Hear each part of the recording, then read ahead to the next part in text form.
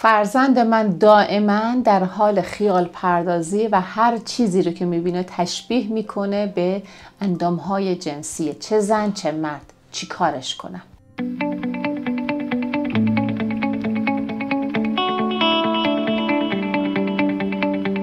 رسیدیم به قسمت سوم و البته آخر از مشخصات والدین امن. این که شما انقدی امنیت برای فرزندت ایجاد بکنی که بچه شما بتونه راحت با شما صحبت کنه. یک نکته خیلی خیلی مهم تو بحث والد امن این هستش که آیا شما فقط مشاهده‌گر هستی به عنوان چه پدر چه مادر، یا قضاوت کننده ای که میترسی از بحث گناهش، از بحث انحراف جنسیش، یا اینکه نه پشت نیازهای بچه خودتو بررسی میکنی که چرا اصلا این سوال رو پرسید.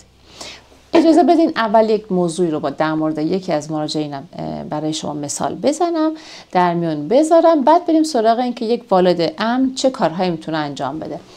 متاسفانه دختر بچه در کلاس اولش در حالی که مجبور بود برای مباحث درسیش از گوشی استفاده بکنه و در برنامه شاد بتونه مباحث درسیش رو دنبال بکنه، دختر خاله 1 سال بزرگترش، نه بیشتر، کلاس اول و اون دوم، 1 سال بزرگترش اومد و بهش گفتش که میدونی که با یک سری کلمات تو میتونی یه چیزای عجیب غریبی ببینی. این کلمات رو به اون بچه کلاس اولی یاد داد. یاد دادن همانا سرچ کردن کودک انقدر ادامه پیدا کرد که کامل فیلم های پورن رو هم دید. به انقدر تحت فشار بود این بچه و انقدر اذیت میشد که اولین نفر اومد با مادر خودش در میان گذاشت. من خیلی خوشحالم که یک مادر چقدر با آرامش شنونده حرفهای دخترش بود در حالی که حسابی از این موضوع میترسید. این دختر خوشگل ما مراجع من بود و من وقتی که حتی باهاش اینطوری صحبت میکردم میگفتم که ببین عزیزم، به من میگفتش سعی چشماشو می‌بست و میگفتش که خانم لنگری همین الان من توی ذهنم اومد که شما دستتو اینطوری کردی شبیه به بیضه مرد هست. ببینید من میخوام بگم که من عملا دارم همه چی براتون مطرح میکنم که به قول عمق فاجعه رو هم شما درک کنید. مادر این بچه خیلی آگاه بود. مادر این بچه قضاوت نمی کرد. مادر این بچه دعواش نکرد. من بارها شده بود که وقتی از مادر سوال میکردم چی کار میکنیم، گفت من وسط آشپزیم. وقتی که دخترم منو صدا میکنه که حالم بده، من الان فقط باید صحبت کنم، چون تنها برونروزی دختر این بود که صحبت کنه. خب شما در نظر بگید اگه این مادر میخواست داد و بیداد بکنه، اگه دعواش بکنه، زشته، خفه شو، خستم کردی، بسه، چقدر این حرفا رو میزنی، خب خیلی بد بود.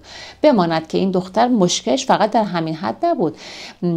دائما هر کسی که تماس میگرفت رو احساس میکرد که با مادرش، حتی از اقوام بسیار نزدیک، میگفتش که تو میخوای با بابا خیانت بکنی. اصلا دوست نداشت که مادرش با کسی صحبت بکنه، چرا که حس بدی از این بحث رابطه زن و شوهر که توی فیلم ها دیده بود، توی فیلم پورن دیده بود و اونها هم خب زن شوهر نبودن. میخوام بگم که مادر آگاه باید بدون قضاوت با مهربانی در مورد اینکه پشت حرفی که بچهش داره میزنه، پشت نیاز اون رو پیدا بکنه و در مورد همون موضوع صحبت بکنه و قطعاً کمک بگیره از یک کسی که آگاه هست تا اینکه مشکل فرزندش حل بشه، وگرنه رفته رفته این مشکل بدتر و بدتر میشه.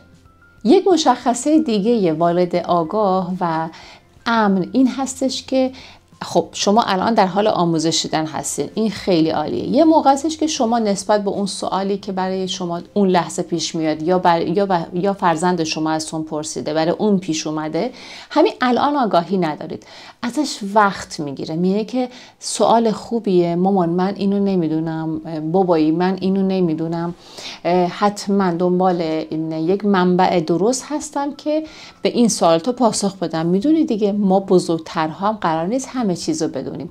این خیلی خیلی بهتر از اینه که بخواد دروغ بگه به بچه خودش. خب ما کم نداریم که میان یک سری اطلاعات اشتباه میدن. مثلا بچه توی کمد مادرش، توی وسیله های شخصی مادرش، اصلا حتی چه میدونم توی سفر تو کیف مادرش پد بهداشتی رو دیده. یه دفعه سوال میکنه این چیه؟ مادر اول از همه که هول میشه، بعد میگه این از کجا پیدا کردی؟ بابا این یادت نیست این مال پوشک مثلا نوزادی خودت بوده که بچه کوچیک‌تر دارن. بگه که خب مثلا مال خواهرته، حتما یه جای جا مونده، از کجا پیداش کردی؟ میخواد روش رو بپوشونه. در مورد اینکه بحث پریودی رو کی به چه شکلی بگه، این رو حتما باهاتون در میان میذارم. اما اینکه مباحث عادی زندگی رو که قرار باشه که بپوشیم روش و دروغ بگیم، نه دیگه بچه‌مون به ما اعتماد میکنن، نه دیگه نه ما یک والد امنی هستیم برای فرزندانمون. پس حواستون باشه که این اتفاق نیفته. یک مشخصه دیگه والد امن این هستش که میدونه که کی به بچه خودش در مورد نعوذ، در مورد احتلام، در مورد پریودی، چه برای دختر چه برای پسر، هر کدوم از اینها رو ببینید. دختر ما تو مدرسه در مورد نعوذ چیزی میشنوه حساس میشه، دیگه میره سراغ سرچ کردن اگه قرار باشه از پدر مادرش سوال نکنه. پسر بچه وقتی که در مورد پریودی چیزی میشنوه اینقدر حالش بد میشه که از هر جنس زن بدش میاد. خب پس ما باید اینو بدونیم که به عنوان یک والد آگاه و امن بدونیم که اینها رو به چه شکلی، چقدر عادی، چقدر راحت به فرزند خودمون یاد بدیم و یک تربیت درستی رو برشون انجام بدیم و ایجاد بکنیم که این بچه نه حس و حال بدی از خودش و بدنش داشته باشه، نه از بدن جنس مخالف، نه حساس بشه رو بدن خودش و رو بدن دیگران، چه همجنس چه غیر همجنس. و اون زمانی که باید نیازهای جنسیش بالا بیاد و اونها رو پرورش بده، در کنار تعهد و در کنار یک عاطفه خوب و درست و سالم ازش بخواد استفاده بکنه، ما دنبال این هستیم که یک حس خوبی همیشه تو همه خونه ها باشه، بدون دغدغه، بدون دلنگرانی، بدون اینکه یک اختلال جنسی ایجاد شده باشه. خب مثل همیشه در انتهای هر ویدیو میخوام اینو بگم که دوست عزیزم اگه سابسکرایب نکردی لطفا سابسکرایب کن.